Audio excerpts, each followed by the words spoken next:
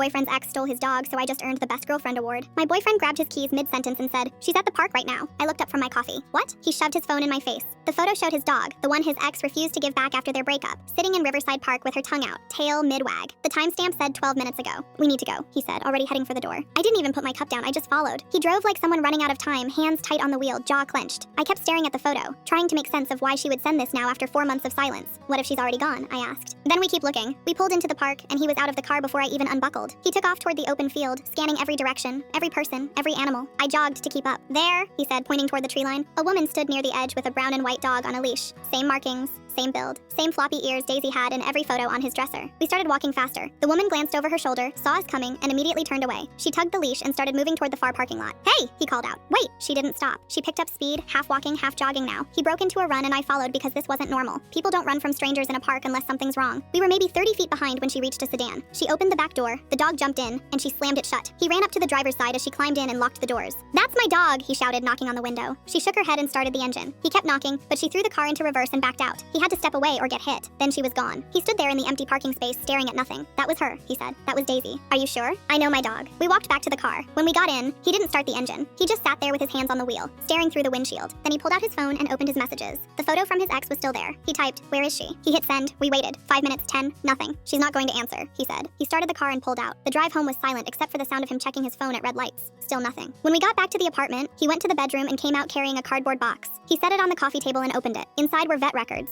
adoption paperwork, receipts. There was a collar with a metal tag engraved with his name and phone number. Photos of Daisy as a puppy. Daisy on the couch, Daisy asleep on his chest. He spread everything across the table like evidence. "I'm getting her back," he said. I looked at the pile, then at him. He wasn't asking for permission. "Okay," I said. "Then let's figure out how." He pulled the vet records closer. The most recent one was from 2 years ago, right before the breakup. His name was listed as the owner. The microchip registration had his contact information. "Do you have texts from when you first got her?" I asked. He nodded and started swiping through old messages. He found a thread from 3 years back with photos of Daisy as a puppy, messages between him and the rescue coordinator, confirmation of the adoption fee. He screenshotted everything. "What about when you two broke up?" I asked. "Did she ever say she was keeping Daisy?" He scrolled further and stopped on a message from his ex sent 5 months ago. It just said, "I'm keeping her. Don't contact me again." No explanation, no negotiation, just one sentence and then nothing. "She blocked me after that," he said. I picked up one of the photos. It showed him and Daisy on a hiking trail, both looking exhausted and happy. The way she leaned into him made it obvious they belonged together. "We'll get her back," I said. He looked at me like he wanted to believe it but didn't know how. Full story on my channel below.